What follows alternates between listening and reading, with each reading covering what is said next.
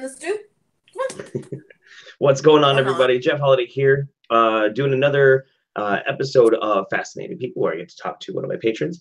And we're talking with Farrah today. We got a little bit of a late start because I made poor dietary choices last night, which delayed our broadcast, unfortunately. Apologize for that.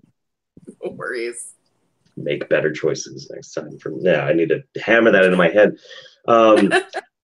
But yeah, so these types of streams, these types of things are just like to get to know somebody. I talk to people all the time. We have Patreon hangouts and all this and all that, but we usually don't get a chance to like really sit down and have a one-on-one conversation. That's why I really love doing these and get to know somebody, because I work at a desk like 90% of the time. But anyway, so that being said, so Farrah, tell us a little bit about yourself. So your family comes from Oklahoma. You live currently in California? Well, I did. I went to school in California, and now I'm in Texas again. Oh, gotcha. Back down south. Back down south. Yeah, you prefer it? Oh my lord. Well, I was in Palmdale, which is like the hood rattiest part of California. Oh God. Okay. Yeah, I would have rather been in Compton than in Palmdale. I've never heard of Palmdale, to be honest with you. Well, you're lucky. It's pretty bad, at least in parts. There's some that aren't so bad, but where I was, and then I was also in Lancaster, which they're like right next to each other, but the place in Lancaster I was on the east side, and I had to carry a Ruger in my own home because people kept trying to break in. So yeah, I've had that experience when I lived in New Orleans. It's pretty gnarly. Yeah, not a very fun. Hopefully nobody did actually try and break especially in. when they know that you have a gun and they still keep trying to come back. Wow. That's what was So did anybody ever try and actually break into your home? Oh yeah. Oh, all the time. What? God damn. Yeah. Like it got to the point where I had a cross holster. Mm-hmm. And if I was home, I carried that on me. And if I heard a rattling at one window, because they did the same thing, as they'd try all the windows and then try the door. So if I'd hear a rattling with the window, I'd immediately roll over, because I'm in a wheelchair too. I'd roll over to my front door and wait there. And the second I heard him try that front door, I'd pull the slide back and you'd hear him scurry off, because everyone knows what a slide is. Right. Yeah. I mean, especially if you're a hood rat trying to break into a house, you know what gun sounds sound like. Exactly. That's not unfamiliar sound to you. Right. Yeah. That's crazy. That's absolutely nuts. As much as my vicious guardian likes to think he is not a Rottweiler. So if everybody was watching, what's his name? Oh, that's Winston. Winston Howard. Yeah. Winston Howard. He does look vicious. He does.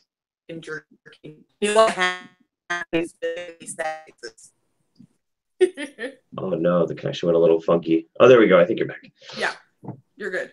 Yeah, no, so you were down in Southern California when you had to deal with this like crappy neighborhood. This is while you're going to college? This was actually while I was right after I left my husband. Literally drove from Maryland across the country with a dog and a baby for 6 days with a trailer back to where my family lived, my parents lived, where my dad lived. And so we stayed there, and they eventually got out to Texas, and as soon as they settled, I went out immediately, and I'm just like 2 miles down the road from them. That's cool. That's nice. Yeah. That's wild though. I can't even. Yeah. I can't even wrap my head around it. So. Because I'm Southern, just the idea of someone picking on someone like a single mom in a wheelchair to begin with, it was like super hard for my brain to wrap around, because like there's some people that are just off limits. You leave them alone. Like here, right. Everyone, if someone came up to my door even at an odd hour, doesn't matter if I knew them or not, someone in the neighborhood would come up and be like, hey, how's it going? Mm-hmm. What you doing here? Like, everyone kind of watches me like a hawk. Right. And it's kind of nice. It's just like a sense of community that, you know, when you get into some of those bigger cities, especially you know, when they got really bad crime problems, like just all sense of community just goes out the window. And I'm sure some people probably see your disability more as like an opportunity to basically rip you off.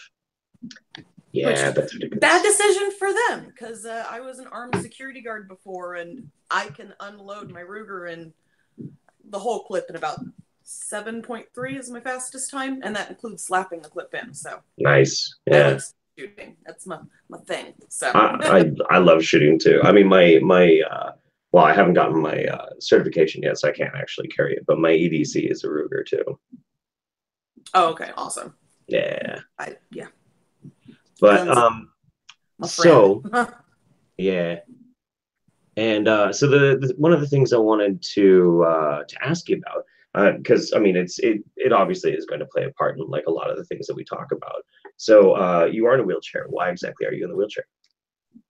I have an autoimmune disease called neuromyelitis optica, and it's, depending on who you ask, mostly the older doctors still consider it just straight a type of MS, and some consider it its own separate entity than MS, closer to like a transverse myelitis. Okay. But regardless, it's my immune system sees the myelin sheath on my nerves as a foreign invader, so it's dissolving it as quickly as possible. Right. Yeah.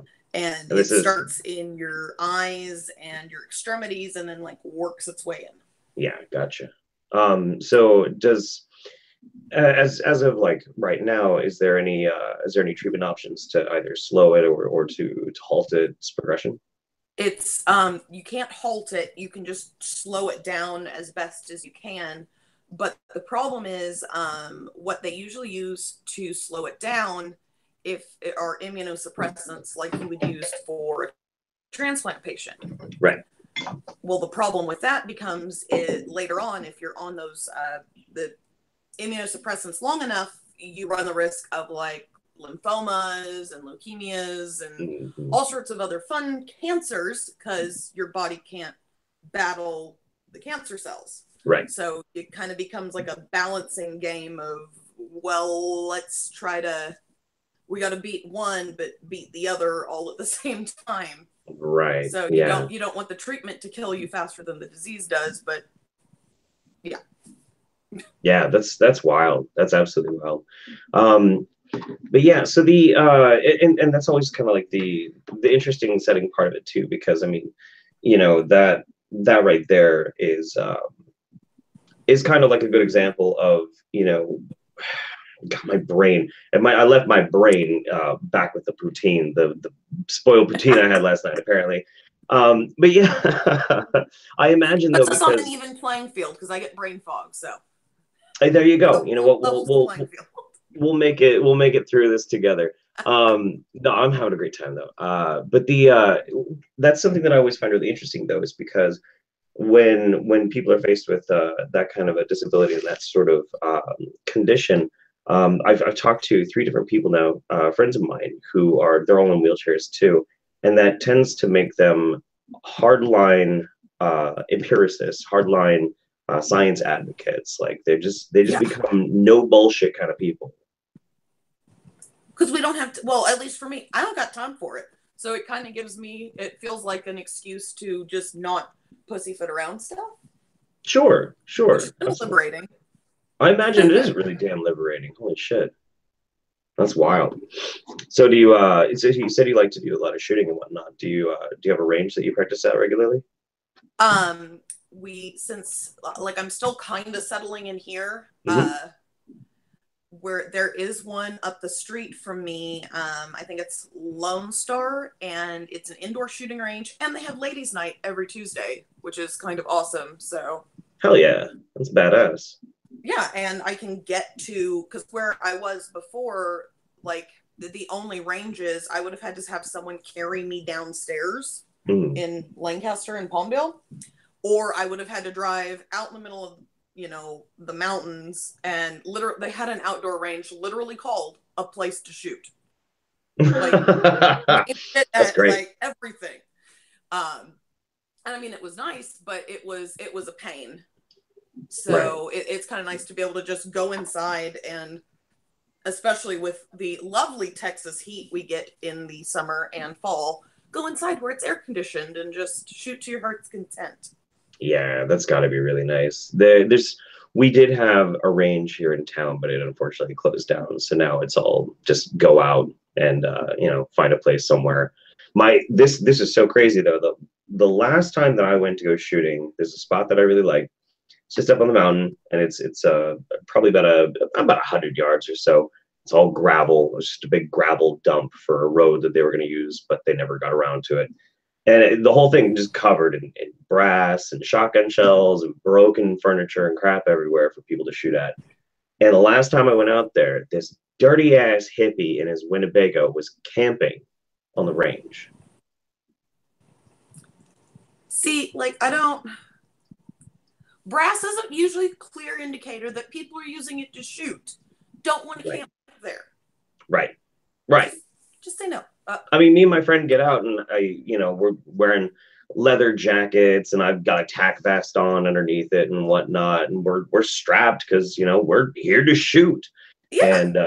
And we get out of the car, and he's this really burly dude, shaved bald head with a huge beard, and this hippie's out there in a lawn chair with his dog smoking weed, and he looks at us and he's like, "Hey man, I'm camping here." We're like, "What the fuck, dude?" Were you stoned when you parked it to not notice all of it? Or, I think he just ran out of places to park his damn, Probably. RV. It's ridiculous. I used to live up near Mammoth Lakes, in big, huge ski resort. And, like, that's how most everyone went shooting out there, is you just kind of drove down a road until you were fairly certain there was no one around, and you'd shoot into the mountain so that it wasn't, you're not going to hit some poor camper on the other side. Right. And would get that a lot, like, either where we were shooting or there were natural hot tubs. And, like, all of a sudden you'd go out there and you could smell the patchouli from, like, a quarter mile away. And you're like, well, this plan shot. Yep. God damn it. I can't. I absolutely hate that shit. It drives me nuts. So, so I can't, patchouli in me, like, it's just a nightmare. Well, I say that I'm allergic to patchouli anytime I'm out in public, just so people won't get it anywhere near me, but I'm not. I just fucking hate it. I don't mind. I don't care at all, because I understand the feeling. Yeah, no, it's nuts. There's a Saturday market that they do here during the summertime, and it's insane. I mean, the whole downtown for a good 8 hours, 5 blocks in every direction from this little, like, community market thing, just reeks of weed and patchouli. Oh, God. And they tend to go hand in hand. They almost always go hand in hand. They do. They totally do. People think that, and, like, I think we've talked about it at one of the hangouts once, or I'm also allergic to weed. Like, I can use the oil, but the actual, like, if someone smokes it around me, I'll go into anaphylactic shock. Oh shit! Way more allergic than me. It's not fun, but it's just, I mean, it's just a dumb. It should have made sense, because my immune's overreaction to things, and then my immune's overreaction to myself, basically, should have made sense. Should have thought about it, but didn't. But a lot of people who smoke, like, who really smoke weed a lot, tend to think that patchouli covers it up, but it doesn't. It doesn't. It makes us. I don't mind the smell of weed myself, but I mean, when you put weed and patchouli together, it makes that fucking cocktail stank. Ugh, God damn. I don't know. I honestly, a lot of road kids, a lot of traveling hippie types, they'll also use patchouli to cover their BO stink. Yeah. Like, I don't really care if people are smelly. Like, that doesn't bother me. I don't really care if I can smell your armpits. Like, whatever, but I would rather smell your armpits than fucking patchouli. Yeah. God damn it. Yeah. Well, because, like, to me, like, the patchouli doesn't cover it up. It makes it worse. Like, if you just let your stank be stanky, I don't really care. I mean, yeah, it's not pleasant, but it's not hurting me. Right. But then you add that. The saying I'm roboting, because I'm using... Yeah, a little bit again. I'm worried about hitting F5. Let's try it.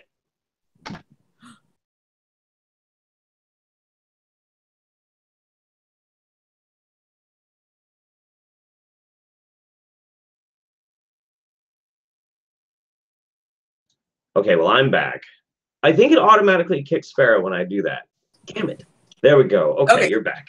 Jesus. I'm just, anytime that happens, I'm just going to keep going back to the little link, so. Yeah. We'll that'll be fine. No worries. Yeah. As you can tell, I'm so easily upset and offended. I can tell. So aside from obviously handgun shooting, do you do any like distance shooting too? Not so much anymore, especially with my eyesight going the way it is. Mm-hmm. And I was never really good at like long distance range. In fact, the first time I even shot like a rifle for distance, I had never used a scope before. Because mind you, I'm redneck. Shotguns are my thing. Or maybe like we have a 22 pump action like the rifleman had. Mm-hmm. Loved that gun. But I pirated myself with the scope. Did not know you don't put your eye against the scope. Oh, Christ. With a 30-06. Yeah. Oh, yeah. Yep. A gun that kicks like a goddamn mule. Okay. Yeah. Jesus. It's too bad I wasn't filmed, though. I love gun fails. I wish. This was like right before they like... I don't even think I had a Motorola Razr at that point. Mm-hmm. Like it was right before that where we went from like a camera was really expensive to suddenly they showed up on phones. Yep. Because that I would have paid for it because that's hilarious. If you can't laugh at yourself get hurt, what can you laugh over? Yeah, I got clipped by 357 Magnum actually. My dad got a brand new 357 Magnum. I think it was like 8 or 9. And we go out shooting, and he's like, "Here you go. You can go ahead and try it." And I saw my dad shooting it with one hand, so I tried to do it. Of course. Yeah, that was great. My ex-boyfriend dated this guy like 9.5 years through high school. Like, I mean, we were together forever. Mm-hmm. And so he's redneck, big old 6'5" gorilla his family's from Louisiana. Okay. And so we'd always go out shooting with a bunch of people. And he was in charge of teaching everyone to shoot because he was a gorilla. He could like put one hand over people. Like he could just reach around someone, put his hand over them when they're firing. Because what we used to use a lot was we had a 1911. Okay. And the problem with that, because it was semi-auto, is someone shoots and they're not ready for it, and they run the risk of either like hitting themselves in the face or shooting themselves in the head. And a few times it's a thing he put his hand over it. Yep. That's wild. You know, you don't think about it, especially if you've only ever seen guns shot and you've never done the shooting. Mm-hmm. Like, to me, I've been shooting since I was, my dad showed me what a gun could do when I was like 4 and then taught me to shoot when I was, I think, 7 or 8. Yep, same. I was old enough to hold it. I think, well, I don't know. I might have been even a little bit. The hell was that? That's what I was just wondering. What the fuck was that? Sounded like somebody's dog fucking screaming. That's weird. Yeah, I was going to say, do you guys have bobcats up there? Because that might make that sound, but... Yeah, maybe. That's weird. Nah, it's a dog. Okay. That dog does not sound well. Yeah. Shut the window. There we go. Oh, anyway. So, for a second, I was worried. I'm like, is that coming in through the closed window? Like, is it that loud? Yeah, no, it was really really warm here in Mem's office, so I opened the window. What was I gonna say? Oh God, okay, so I think you'll really appreciate this one. When I was in New Orleans, I was getting my armed security certification, Mm. and it is so easy to do in Louisiana. Holy Oh Jesus! yeah, beautiful. I Um, love Louisiana for that. yeah, yeah. I mean, it does come with some drawbacks though. So Oh we're in there, and most people didn't have their own gun to get certified with. So I'm using this like loaner 38. That's what a lot of people are shooting. My girlfriend's got her brand new shiny Glock, and this other lady, she came in and she had a brand new Glock too. Now we didn't know this, but that woman had never fired a gun before in her life. I was in there to get certified to be Probably an had never arms held a trainer. gun before buying that one. Huh. That's what I'm assuming because I'm on the far end on the left. We're all lining up in these bays, and there's about 25, 26 people there. She's like on the other side, three from the end. So about 20 people between her and me. And we all each have our own little bays. We're all supposed to be, shooting to prove competency with the firearm that we can actually be accurate. She Yeah. hit my target. How? How? It was amazing. Like I see my paper, get tagged, and I look over, and this girl's like, ah. Oh, nothing makes me more nervous than someone who's shooting a gun and you can see that look of nervousness on them. Mm-hmm. Because you're just like, just put it down. Put it down. Let me come over and help you. That's wild. Oh god. Like she couldn't have made that shot had she tried. Right. Oh man, it was so wild. And you know what's spooky about that too is I bet she only just failed passing that class. Because it's Oh Louisiana. yeah. Yeah, that's much more disconcerting. Like Mm-hmm. disconcerting, however you I can't word sometimes, so just Disconcerting works, yeah. Yeah, yeah, that's So what'd you go to school although for? I've always been of the philosophy that everyone should have to know how to handle a gun. It doesn't matter if you ever want a gun or not. You should at least be shown how to handle it, how to clear it, know the basic rules, because those are the people that end up accidentally shooting someone because they don't know what they're doing. And if Absolutely. everyone at least one time had to sit through a course and like look at it, this is what you do. You always clear it, treat it like it's loaded, even if you saw someone unload it, Mm-hmm. all of that. I think there would be so many fewer problems. Right. I agree. I stopped over at my friend's house last night when I was on my way home, and I go into his shed where we always go and hang out. It's like where it's his workshop. He makes this beautiful art, and I see this shotgun just laying on a table, and I'm like, what the fuck? What's he doing with it? I asked his girlfriend, what the fuck is he doing with this shotgun over here? And she's like, oh, he's like he's getting into like end of the world prepping stuff. I'm like, oh, okay, cool. And I realized that, everybody's been drinking. I look over, I just kind of like tilted a Yeah. little bit. And I'm like, clack, clack, clack, clack, clack, clack, clack, just emptied it out. Like, let's not leave that loaded. Everybody's drunk. Yeah. Yeah, that's some bad news just waiting to happen. Yeah, yeah. Because the You problem never is know. if like I guarantee there were some people that thought, oh, well, obviously it wouldn't be sitting there if it was loaded. Right. And, none of us make good decisions drunk. Mm-hmm. None of us. No. Rule. God, yeah. But at least you were, see, people who know how to handle guns will prevent such incidences from happening. Yeah, I mean, hopefully. My dad taught me how to respect and fear, like have a healthy fear of, and then how to use and how to respect guns from a very young age. And that's what my dad did to me is he took me out and shot like a watermelon and a milk jug. And this is why if you see one, you leave it alone. Right. It's like, because 4. At 4, you can't teach them. It's okay to do it sometimes. Okay, no, it's just, this is why you don't touch it. Right. And then as soon as I was old enough, you know, I learned, and it actually kind of worked out really well. It saved a really nasty incident that almost happened. I must have been like 11 or something, because I was with another girl, with one of like my god family. I was learning to babysit. So there was another girl who was probably, you know, 13 to 15, you know, the normal babysitting age. And I was supposed to be watching what she does. So I learned how to babysit my god brother.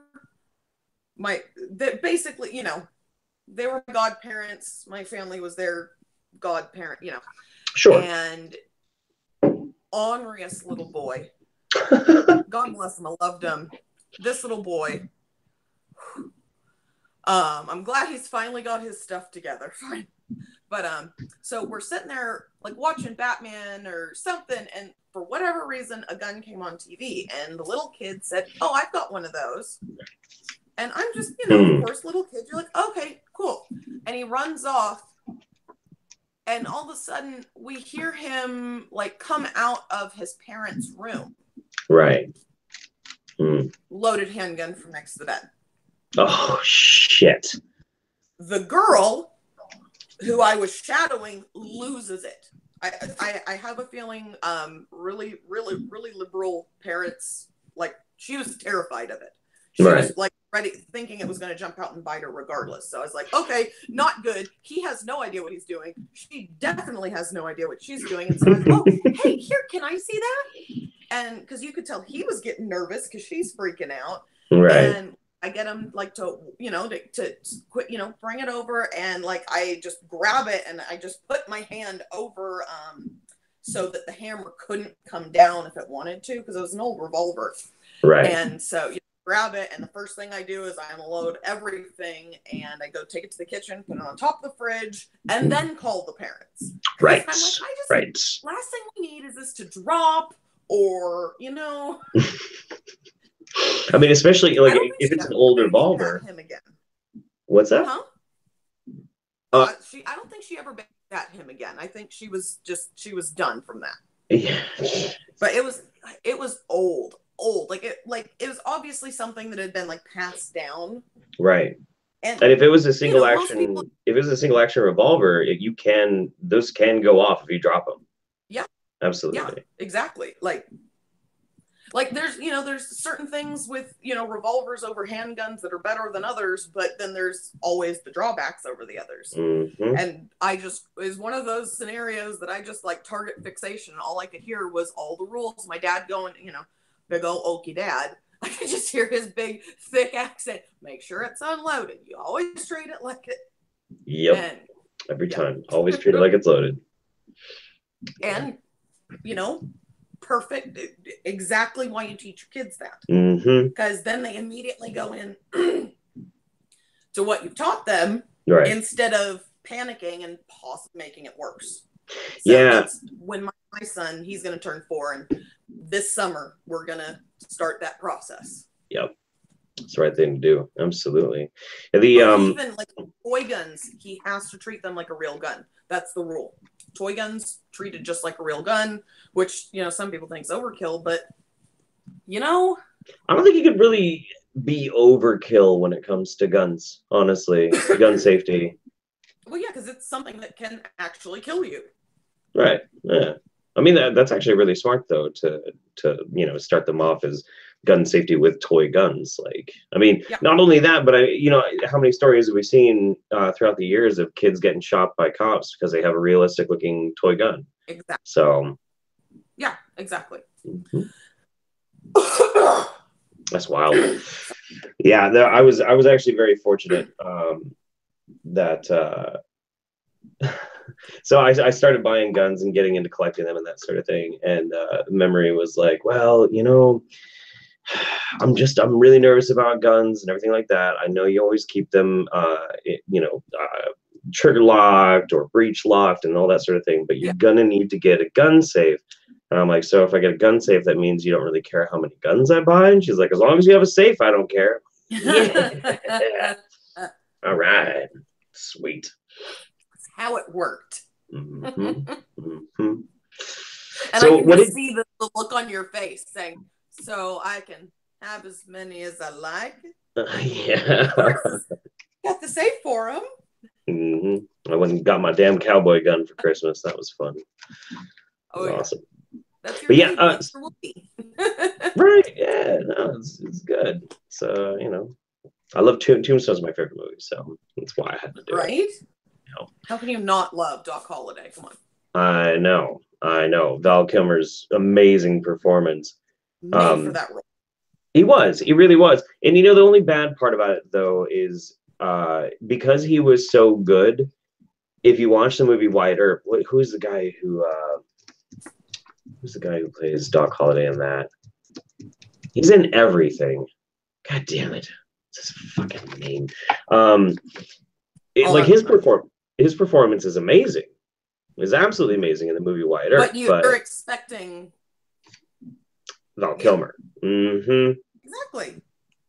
Wyatt Earp. What was his goddamn name? I have to know, or I'm going to go crazy.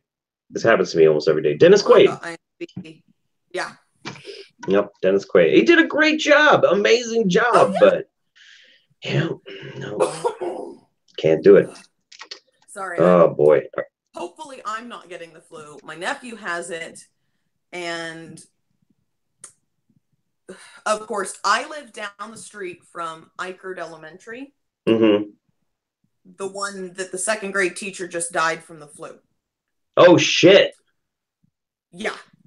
Like, I could see the school from my house, and we were there Monday, and as we were leaving, we were trying to figure out why there was a news crew out front. Yeah, they were reporting that the second grade teacher died from the flu. So we're all, like, paranoid right now, and, like, I mean, it just breaks my heart, because that's hard for, like, the little kids to deal with. But at the same time, I'm like, oh my God, disinfect everything. I've been like going through the house with Clorox wipes. I'm like, yep. Which I know is overkill, but the mommy part of me still, you can't ignore the mommy part at times. Yeah, no, you'll be overprotective because of your condition that you have. Does that complicate getting like a flu shot? Yeah, well, it does, on top of the fact that I am deathly allergic to thimerosal. And sometimes it's really hard to get flu shots that don't have thimerosal.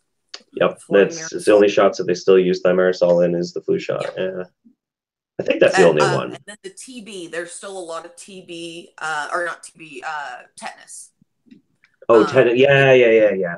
I forgot about that one. But you don't. Damn. Most people don't ever think about it because it's not something most people have to think about. Right. And when I was little, they used to. My dad would just relentlessly make fun of me because I was such a wuss. Well, came to find out, I was having an allergic reaction inside of my body every time they gave it to me, and like now it's to the point. If they're gonna have to give me something that they think has in it, they give me a Benadryl beforehand and watch me like a hawk just to make sure. Right. Yeah. So, did you hear about this new thing? So this is fascinating since we're on the topic of the flu. There's this new they got these findings out. Geez, I can't talk either today. Oh my God. They have these new findings that came out. They're doing these experiments with a type of UV light that will kill airborne influenza viruses. Oh, I've heard about that. Yeah. So and like calling them in like airports. Yeah, I think it's a great idea. Mm-hmm. Me too. I mean, it really is there, and then like it would make sense to me also in schools. If at all possible, for however, like there's, because they're going to find, if it works, they're going to find more and more uses and more ways to, like, even if it's just in part of the nurse's office, anything that can potentially help is awesome for me. I guess I'm roboting again. Hang on one second. You're better now. Am I? Okay. It cleared up. Okay. Yeah, it cleared up. Good. But I was hoping it was going to clear up. That's why I figure when it starts, if I'll give it a little bit to see if it like clears up on its own. Sure. but because like with me, especially once we really start into the the immunosuppressants, we're another one of those families that I'm terrified if my son picks something up at school, because while it won't hurt him, if I'm on the heavy dose immunosuppressants, herd immunity is all I got. That's one of the reasons I was happy to get out of California, because of all the issues with these unvaccinated kids.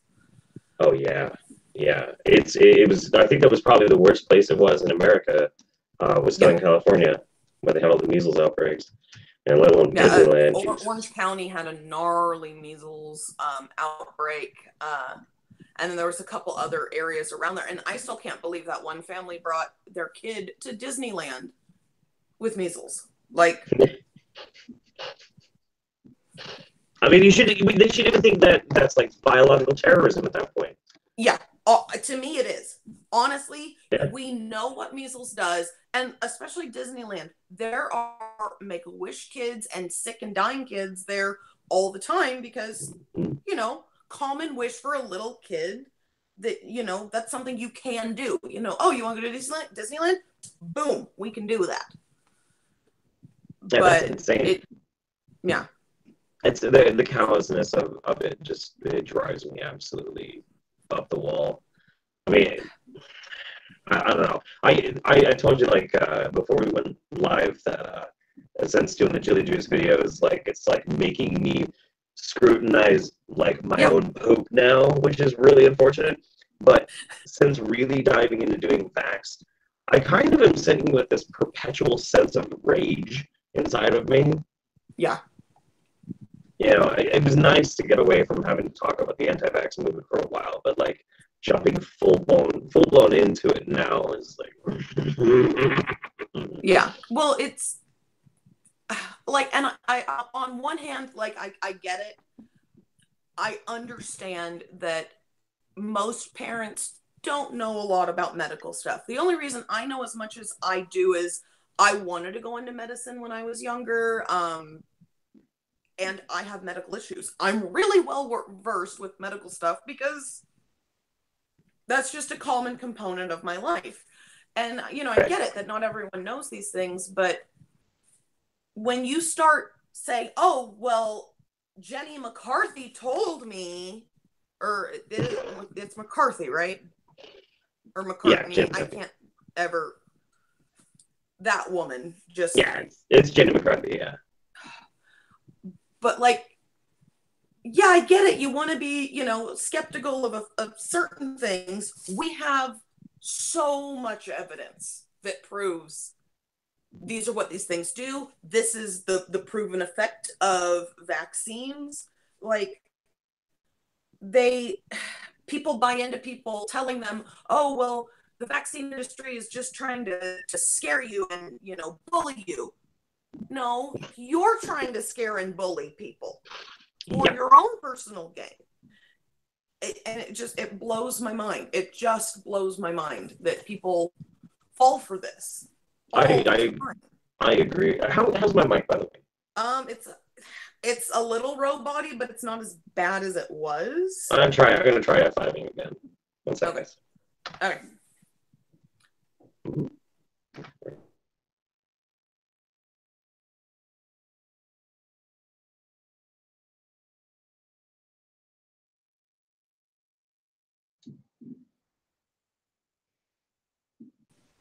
There we go. Oh, yeah, I'm blaming that new goddamn Windows update. Do it. I hate Windows. I hate how it automatically update. You don't have a choice but to update. So, and it always screws everything up. Irritating. No, I agree with you though on the weird. I can't wrap my head around how people can so blissfully ignore some of these weird complications that these anti-vax pillars keep pushing. It's an established fact that Andrew Wakefield was trying to monetize his attack on a certain type of MMR vaccine because he was making a competing MMR vaccine. People don't care. They don't give a shit. Well, no, he was a martyr. Don't you know they bullied him into saying those things because they were gonna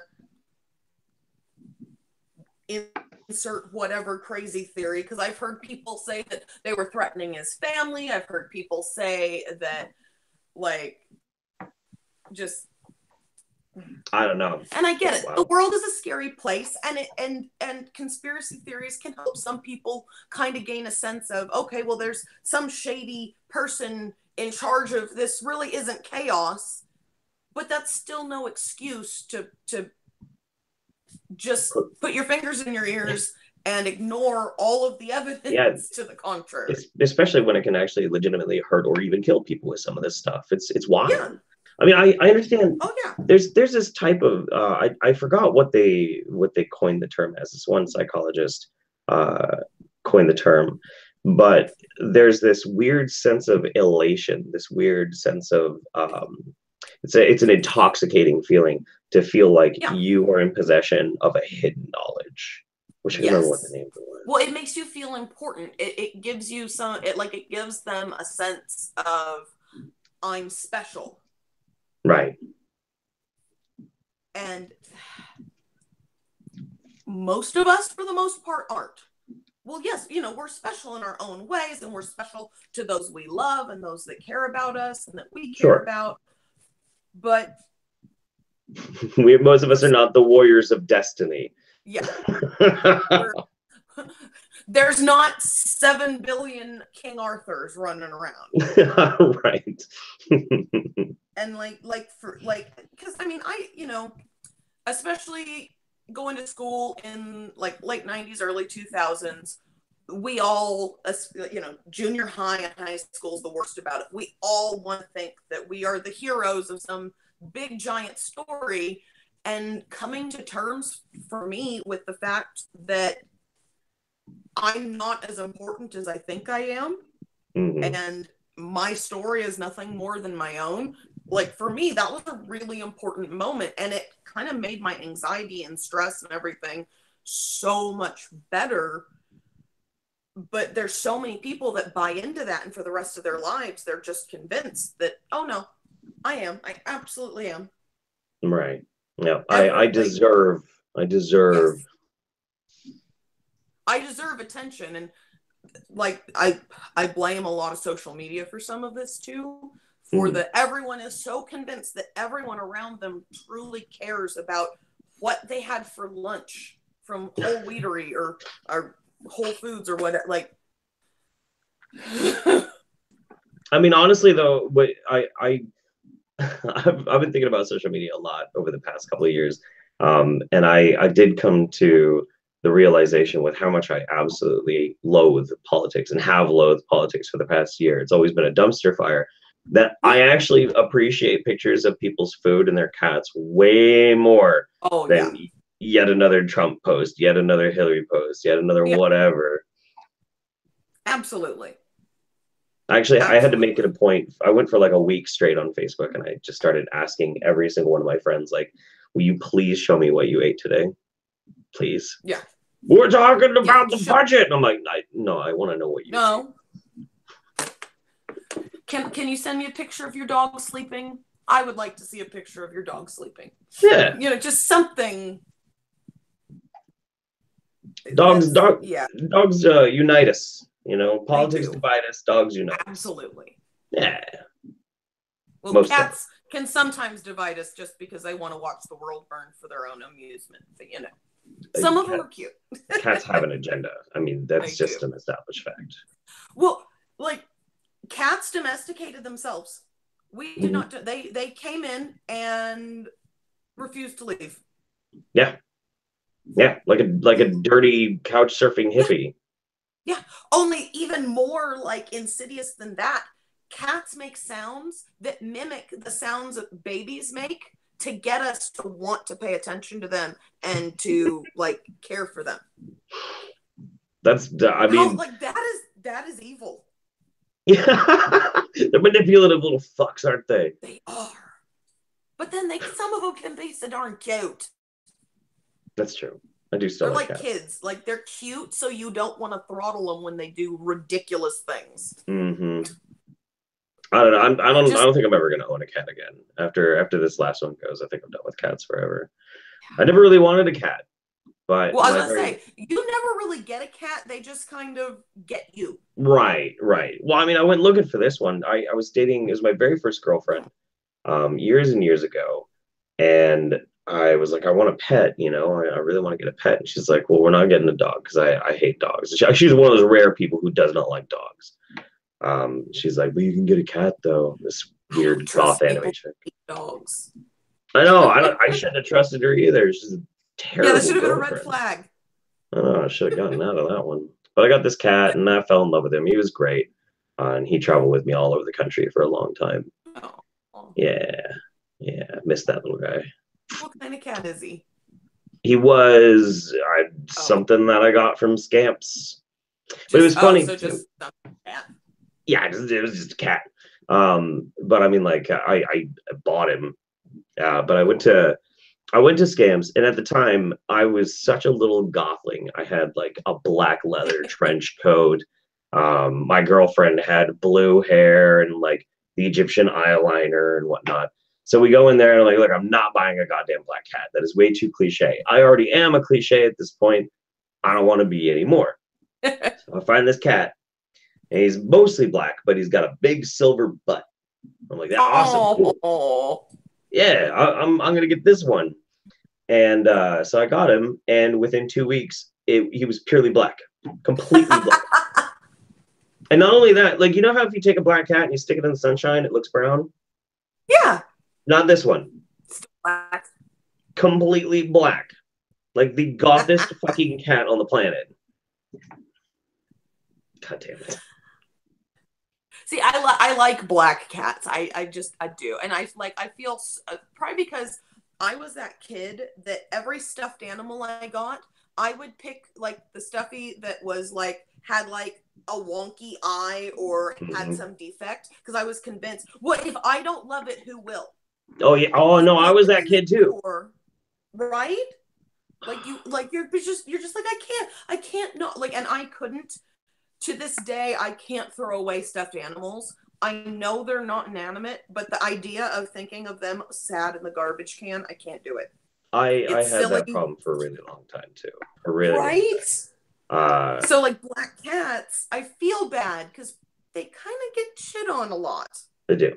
They get a bad rep. And people don't like them because they're evil, and now people apparently are taking them back to shelters because they don't take good pictures.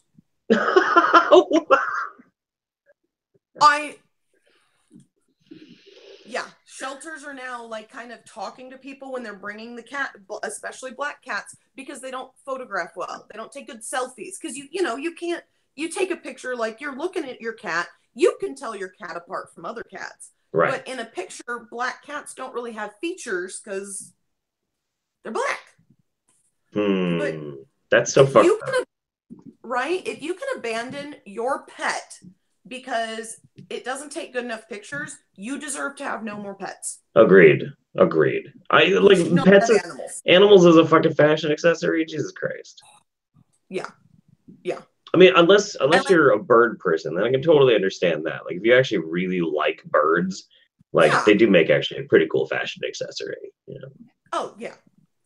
But you still love them, and like there's some birds like I can't stand cockatoos, but that's just because when they're happy they scream, when they're sad they scream, when they're angry they scream, when they're hungry, like all they do is scream. That's all they do. Yep. But like I've met some cool parrots. Especially there was this one that he couldn't grasp. When he'd see other birds flying, he'd say, "Look at the birdie," and he'd like yell at the other birds, "Hey birdie!" Like trying to get their attention, and like you could see he looked almost heartbroken when they wouldn't come pay attention to him. Aww. This big giant blue and gold macaw. Yeah. But if you asked him, "Well, what kind of bird are you?" "I'm an eagle," and then he'd do the like. He looked like the eagle on top of a flagpole, and it was just adorable. That's awesome. Birds are smart. They're really smart. Oh yeah.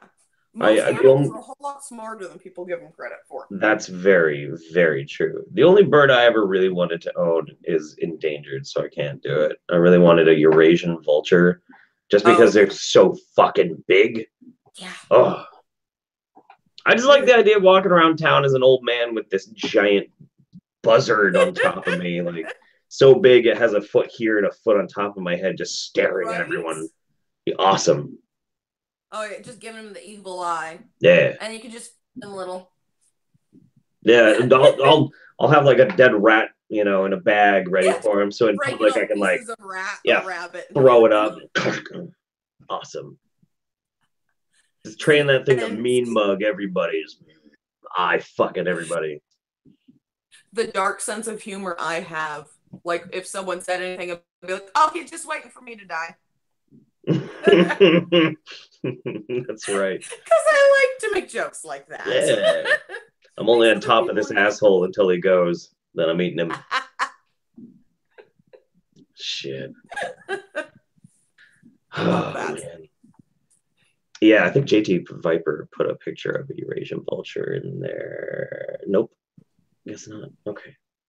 All right. Anyway, hi to everybody in the chat. And kind of ugly looking. But I Oh, like them. Which ones? Oh, the vultures. Oh yeah, yeah. I know. I was that kid, like growing up, that if my teachers had anything about animals or questions, they would just look at me like, "Okay, say it." Mm-hmm. Do you remember what was those? I imagine you had them either in class or maybe even got them in the mail. But when I was growing up, there were these nature magazines. I think they were magazines. There were Ranger Ricks and Wildlife Fact Files, and the Wildlife Fact Files were the ones that like you'd pay and they'd send you like so many packs of it a month or so, and there were like dozens of like folders that you could fill up with them. Was that the one where you could see it, they would show you the skeleton and then the muscle and then like it would like basically from the inside out of the animals? That one was the books. Okay. Or wait, was that the books or was it a little like pamphlet? I can't remember, but they were so cool. There are books. There are like the Discovery books that they were like fairly decent sized and like that have horses. And there'd be one where you open it up and on one page it's the entire skeleton, and then the next page had all the organs, and then the next page had all of the muscles. I think that was it. What was it called? Yeah. I'm trying to think. It was a white book. It was it might have been zoo books. Discover horses. There were the zoo books also. Okay. I liked the zoo books. Those ones were really cool. Because I want to find those and get them for my kid. Because I had so much, I learned so much about animals through those things. Oh yeah. The big ones for me were the Wildlife Fact Files, because you would get every month like a big envelope that had like 3 packs of them, and literally it was folded in half and it had 3 hole punch on one side, and so it was a pamphlet on like every single species on Earth. Like we had, when all was said and done, 16 3-inch 3-ring binders, all full, and I had them all organized and lined up. That's and awesome. It's kind of like one of those, like, how back in the day you would order like encyclopedias and stuff from the little mail order catalogs. Yeah. Back in those days. Oh man. And those were my jam. What was your favorite animal when you were growing up? Oh geez. It's kind of stupid, but camels. Really? Camels? I always wanted a camel. Why camels? They're soft and they make the most ridiculous sounds. And like we lived because we're in Southern California, we were technically in the high desert, so I was like, see, it would be so practical.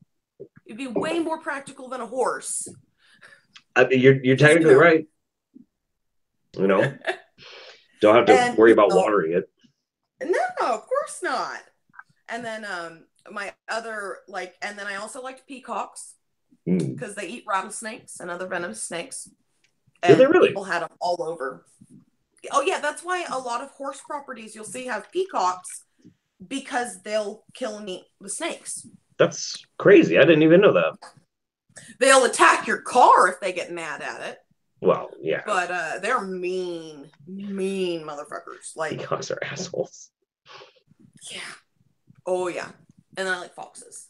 I've always liked foxes, but you know, they're pretty. How can you not like those big fluffy tails, and they're happy, and oh yeah, they're easy to domesticate. They domesticate themselves in like 2 or 3 generations. Mm-hmm. That's why you can't really farm foxes for fur, because they start getting the white blotches, and they get what? It was stupid. I'm terrified of geese. Like, I flat out phobia, can't be near them. I start panicking, terrified of geese. They are safe. Do you know where that came from? So my grandfather, God rest his soul, was ornery. Okay. And when I was 2, we went to this like pond that had a whole bunch of like geese and ducks and all that stuff. I didn't know any better, and I liked animals. Well, he shoved some bread in my back overall pockets, and then shoved me out towards the birds, and I almost drowned by geese. Oh, like, they were all like going after me, trying to get the bread, like stepping on me, and like my dad had to run over, like shoo him and pick me up by the overalls and get me out of the water. Oh so, man, that's crazy. It's better now. Like, even in high school, if I would have been like standing somewhere and there would have been geese even like migrating overhead, I lost it. Like, hid under a table, I would just terrified. I would shake. Wow. That's pretty bad for a phobia. Out at a park once because it would not leave me alone, and it cornered me, and so I drew my gun on it. Wait. Yeah, I drew on a goose while I was working as an armed security guard, working at the park. Goose gets me cornered. I mean, I drew on a raccoon once, but again. I refuse to. Yeah. I can't work here. Can't do it. Not safe for me. Not safe for the geese. Can't do it. No, it's not going to be a working relationship there. It's recipe for disaster. I drew on a raccoon once, but that's just because it spooked me while I was doing a walkthrough. They can be mean. They're like possums. They can and sometimes will want to fuck you up. Yeah. Attack you. Yeah. No, geese are just absolutely terrible animals. Well, I mean, the ones here, I don't know about maybe other types of geese, but the geese here in Oregon are huge. Are they the Canada geese? No. No, these things are usually really big and white or gray, and they are the size the gray of was just awful. Yeah, they're the size of fucking turkeys. Yeah, but taller because of the neck. Mm-hmm. Yeah, I mean they'll get like 4 feet high to the top of their head, and they look like they're everything they can to be look as big as they can. Oh yeah, intimidate you. They look like they're made out of solid muscle and shit, and they're coming up, and they're like their necks are thicker than my arm and shit. It's gross animals. Seen when they hiss at you, their mouths are just solid teeth. They have teeth on their tongues. Mm-hmm. Oh yeah, dude, they're geese are. I mean, I'm not phobic of them, but like they're just gross. They're just evil animals. Ugh. Like I for some reason in my brain, if I would give them like a Boston accent as like one of those old gangsters from Boston that like shake you down for money. Mm-hmm. That's what I see geese as. That's just in my brain. You're gonna have to pay the toll walking through here. You got any? Yeah. It'd be a shame if something were to happen to you on your way to work from work. I can't do a Boston accent. Save my life. Like, Boston. You know, if you don't give me enough bread, I can't guarantee your safety going home. We're all gonna gang up and drag you into the pond and drown you. Yeah. They almost did. Yeah. Well, I mean, there you go. Yeah, no, My dad fuck thinks that. it's hilarious. And I was like, oh, it's not that bad. I'm like, well, that's easy for you to say. You're 6'2", big.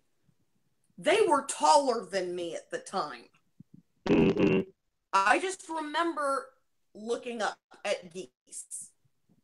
Oh yeah, yeah. I mean, they're Around you. they're basically dinosaurs to a little kid. You Oh know? yeah. Oh yeah. Yeah. The problem that I have with the geese here in Eugene is they encourage the geese to come around. In like every goddamn park, there's always pond. We have a lot of ducks here, so there's hundreds of ducks all over the place, and then you have these walking behemoth, goofy-looking freaks of these geese just thundering They look through like the they're on crowd. steroids. I've seen some of the gray ones, and just the way they're built, like you're just like, there's no way that goose isn't shooting up steroids, anabolic steroids somewhere. Oh yeah, it's juicing. Yeah, We easy. got this. There's this beautiful spot, like right on the river, right in the middle of the city, and it's this perfect, like almost amphitheater shaped beach for the river, and it's just a magnificent spot. It's absolutely beautiful, and it's just covered in fucking duck and geese shit. Yeah, and that Fucking, stuff is slick and just stinks. oh yeah, oh yeah. In the heat of summer, like little kids trying to run down so they can Ugh. go play in the water, and they slip and eat shit and eat geese shit. Yeah. Oh, my sound's all fucked again. Hang on. All right. Yeah.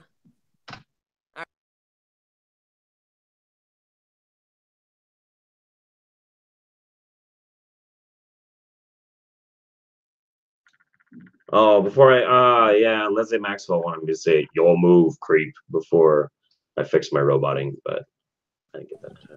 There we go. Oh, sweet. It was trying, like it was loading. I'm like, okay. Because like I have to wait for it to give me the little notification, like to join. Like you hit join, and then it like to tell you like, oh, this could be on air and Right. Yeah. that thing and the hacker. Check mark thing. Yeah. Yeah, it went a bit longer. I forgot. Did I ask what you went to school for? No, I kind of went to school for a lot of stuff. Yeah. I got my EMT, like first thing out of the gate is I got my EMT license, and then I got my my guard card, armed security guard license, and then I got my pharmacy tech license. I wanted in high school, we took we would take the ASVABs in freshman year. Mm-hmm. And no one has beaten my test score at my school or anywhere in the district. I scored that high on my ASVABs. Cool. So I was just getting bombarded by all the different branches. Like my dad chewed someone out and threatened one of the Marine recruiters because he would call, like he started calling my cell phone at school. Wow. Yeah. Wow. And mind you, my dad taught at my high school. So, both my parents were teachers, and what I wanted to do is originally I was going to go with the Navy, and because I wanted to be a surgeon. Okay. Well, maybe just a couple months after that happened, after I was ready to do all this, and the Navy, they were going to pay to send me to school so that I could then, and however they had it set up.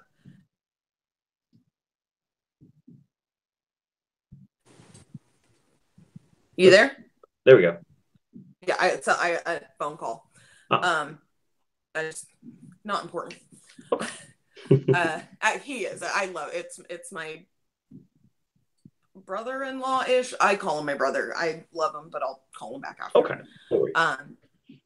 He's amazing. But they were going to pay for me to go become a surgeon, and then I would immediately enlist and be a surgeon with the Navy, because I wanted to be a trauma surgeon too. So they were like, you got the test scores and you want what we want. Yeah. You can have whatever you want. And then I broke my back. which immediately, the military they couldn't risk it. Right. And it didn't put me in a wheelchair, but it messed a lot of things up for a long time. And they, I get it. You don't want to take that gamble. Right. How'd you break your back? So I ran out of talent midair on a 4-wheeler. You on the yeah. Fuck, that sucks. How that works.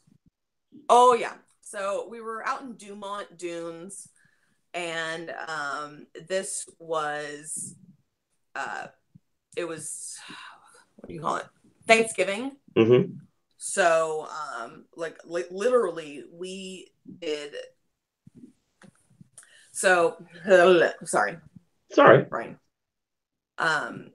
So it was really, really busy. We went with several different groups of friends, and everyone else had these banshees and raptors and warriors and all these real scramblers, souped up quads. Right. We had Polarises, the workhorse Polarises, and you could have fun, and for the group rides we could keep up. Well, being high school, one of the guys and one of the girls in high school, I'm trying to keep up with all the other guys, trying to not look like a wuss. And so we had fallen really far back because even wide open, my quad wasn't keeping up. And so I started cutting through spaces without really paying attention to what I was doing. And I ended up going up and over one hill, and it was a razorback. And midair, I forgot the golden rule of, if you hit the brakes, you nosedive, but if you hit the gas, it kind of picks the front end up. Mm-hmm. Well, I hit the brakes and launched myself I face planted it in the dune, and the back end, that back bar that you had attached the trailer hitch piece to, right, landed right across my lumbar spine. Oh, and, Jesus Christ. Had we had the trailer hitch piece in it, I wouldn't have walked away. I would have never have stood up again after that. Yeah. So it fractured L4 and dislocated my coccyx. So mm-hmm. I dislocated my ass. Yep. Oh yeah. And literally dislocated my ass. And I immediately went into shock, and it was cold, and they were freaking out because I could hardly move my toes because, my everything around my spinal cord started swelling because, yep, your bodies want to do. And it took, that on its own was a nightmare because I had, we were literally as far away from the main camp as you could get. Luckily, some guys were riding around in a pre-runner truck, and they were EMTs, and they happened to be nearby when it happened. So they, someone flagged them down. They came over, and they hauled ass back into camp and got a bunch of supplies off one of the ambulances and drove it back, because where we were, you couldn't have landed a helicopter because there was nowhere flat enough to land it. Right. So they duct taped me to a stretcher after they've cut my pants off. So, every high school girl wants to be laying there with her favorite pants cut off of her, wearing granny panties. Mm-hmm. Granny panties with cows on them that were holding a rose in their teeth. It was during that whole, Anchor Blue, how they, the Asian kind of characters, that are just super cute. So that was awesome. Oh, yeah. For everyone to see those panties. They were nice enough not to cut those off of me, though. Because I was basically in tears begging, please do not cut these off, because I don't know what else to do. They were like, you're good. So they duct taped me to a backboard, and it took 2 hours just to get me back into camp because they couldn't go too fast because they didn't want to risk jostling my back. Then they loaded me into an ambulance, and it took 3 hours to get to Vegas. Jesus Christ. Yeah, it was a long ride, and I reacted to the morphine, which was really, we found out later, it was the thimerosal in the morphine. So I was losing it. I was puking, and I, at this point, had just gotten belligerent. I'm guessing probably because I was in pain and in shock, and I apparently tried to stab the EMT with his own scissors, but I'm duct taped to a backboard, so I can't do anything. At that point, I really don't remember much about that. The only thing I vividly remember was right before they loaded me in the ambulance, I'm trying to tell them over and over to tell my dad to put the dog in the carrier. Right. Because I was worried, because my dog and me, like, we were besties. He was a really good dog. Well, so we get to Vegas. My dad had to follow us in the motorhome, and, my mom was in the ambulance with us. Well, my dad drops the motorhome and the dog off at my aunt's house in Henderson, so just outside of Vegas. My dad didn't even make it down the street before my dog wiggled his way out the door, climbed a 5-foot chain link fence, and took off chasing my dad. Oh, shit. In the middle of the Nevada desert. So I'm all jacked up. I'm at the hospital, and luckily the doctor, whoever treated me, awesome. I mean, it sucked, but he was really really upfront. He goes, okay, look, this is gonna hurt. I'm maxing out on pain meds. You're probably gonna pass out. Let it happen, and I'm just gonna pop this thing back in, because trust me, you don't want to be awake for it. And I got to learn an important lesson of, do you know how they relocate a tailbone? No, how? They have to put 2 fingers up your asshole. Oh. To grab hold of the tailbone from the inside and outside. So they turn you into a bowling ball. Yeah. And pop it back in to place. Yeah. That sounds awful. What the fuck? It was. That was. Did you pass by out? By far worse than giving birth to my son. Jesus. Although, mind you, that was a C-section at least, so I like. Right. But it was awful. So I got to come home from Thanksgiving break on crutches and a donut in high school.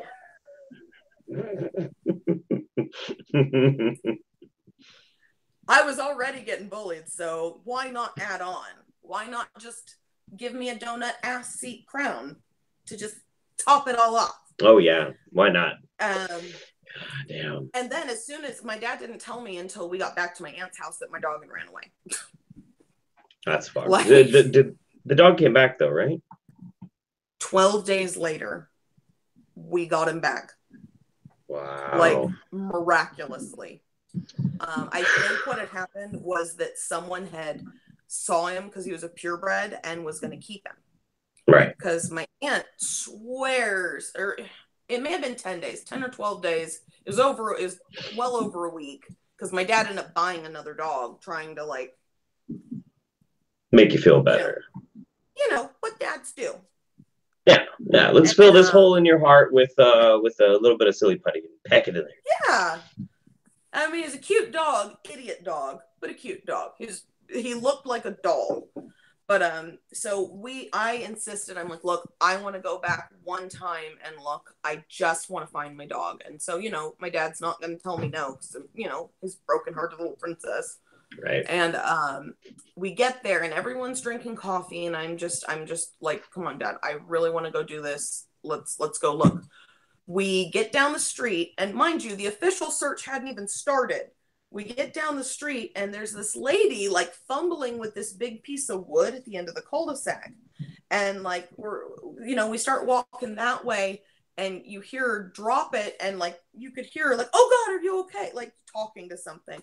Mm-hmm. She had seen my dog and was trying to corral it for us because she knew my aunt, and she knew the dog had been missing. So she was trying to catch it for my aunt. And so it it runs out. I don't know if it like between her feet or whatever, but gets loose. So she didn't corral it and it runs out. And we see him run into the cul-de-sac, the street part in front of us. Right. And I'm like, I just start crying and screaming his name. And the dog looks at me, and mind you, he was a miniature schnauzer. Uh-huh. So this little, 25-pound puff. And he just looks at me and just sits down. And like blinks at me. Like, because this poor dog was probably dreaming about this happening and then would wake up and it wasn't real. Yeah, and as soon as like it clicks to him that we're really there, he starts shaking so hard he couldn't walk straight, peeing the entire way up to me. And then as soon as he gets to me, he climbs me, is peeing on me. We get back, he won't let go. He's like latched on, holding me, like just panting, and he did not let go. The entire drive back from Vegas, he held on to me, would not let go of me. And so we luckily, we get him home. My aunt is sobbing because she felt so bad. She was like, "I let your dog escape," and so it was just. Okay, so you have a broken back. Yes. A dislocated butt. You're on crutches. You've been in the middle of the street with a dog shivering and pissing all over you. Yes. Man, it's like a metaphor for one of my relationships. Right? Damn. It was the most ridiculous, but I was so happy to have my dog back that I wasn't feeling my back. There was nothing in the entire world to me but my dog. Right. And having my dog. Like that was one of the happiest. Like I still like get misty thinking about it because I just loved that dog. And he lived to be an old man. Like he was a good dog. Like he even had diabetes. I would test his blood glucose and give him his insulin. He lived with diabetes for like 3 years. He's the reason I got into animal nutrition because I was an animal nutritionist. I have a ton of training in that, but I kind of do that more for the love of animals than like a job. Right. Yeah. That's cool. Yeah. Well, I'm glad you got that dog back. That's good timing. Oh, it was. I needed it so bad. I was just, I was so happy because I was like the whole time I was terrified thinking he was going to get like eaten by coyotes or something because, middle of the Nevada desert. Because, Henderson isn't like right in town. At the time, it was kind of way out there. Mm-hmm. So I was so thankful to get him back. Man, he was just. That's an absolutely wild story. That is so crazy. Yeah. I mean, well, I get myself in some ridiculous situations. Apparently, but I mean, at least it's exciting. Imagine it was the most comfortable thing to heal from a broken goddamn back, though. Jesus. No. How long were you on crutches for? They had me on them for 4 weeks, just primarily because they just didn't want me to like jostle it too much. Because it was kind of one of those that they didn't want to go in surgically if they didn't have to. So they just kept a really close eye on me. And I had my, my little butt cushion. And and I think part of the reason also for the crutches was to try to slow me down. Because knowing I'm high school and I played softball. I was an athlete in high school and before high school. My dad coached softball and basketball, so I was always really big into softball, and they just didn't want me to just like try to get back to what I was used to doing too quickly, so that I wouldn't like permanently damage it. And it felt good at the time, but it was probably the worst thing. The doctor that my pediatrician at the time, because you have to see a pediatrician until you're 18, regardless if you've got an adult-sized body. But he just basically gave me all of the pain meds and muscle relaxers I wanted. So it didn't hurt that bad. That's fair. That's cool. Yeah, you just gotta walk off that broken back. Just walk it off. It'll be fine. Yeah. That was my dad's usual response. Was, walk it off. You'll be good. I fucking love that story. Jesus Christ. Or the other one he loved was, there's no crying in softball. Oh, yeah. Or whatever. He would, whatever it was. There's no crying in softball. And, a league of their own. Joke, but yeah. yeah, a league of her own. That was a fucking league of their own, I think. Yeah, whatever. Gina Davis. Just Gina Davis. Gina Davis is goddamn amazing. Right? We loved Cutthroat Island, which apparently everyone else in the world hated. No! My favorite movie. That's one of the best movies ever made. It's incredible. Right? Holy My shit. all-time favorite pirate movie ever. I've always loved it. And we would always rewind and fast forward, rewind to watch again. How many times that one guy kept getting hit in the back of the head. People would slap him. There was one point where an explosion happens and he gets hit with the bear. That poor guy. Oh, man. I know he's just it's an actor in a part, but it just was. Yeah, that was our movie. Me and my dad. I was daddy's little girl, and we always movies, off-roading, everything. But we'd always do movie nights. Once a week, we'd have a movie night we had a big screen, and he'd scooch all the recliners up close. So it was like we're at a theater, and those were that's awesome. Awesome. Yeah. Damn. Well, hey. So what we're gonna do now is you and I are gonna keep hanging out, but we're gonna hop offline from here because I think I'm starting to robot again. And what is it? Somebody said, what did they say I needed to say when I started roboting again? Where was it? Son of a bitch. Somebody really wanted me to say something. Shit. Oh, your move, creep. There we go. That's where it is. But this has been Farrah, fascinating person, and thank you so much for doing this. This is fun. Well, thanks for having me. It was fun. Absolutely. Well, goodbye, everybody who's watching live, and goodbye to everybody who's watching the future.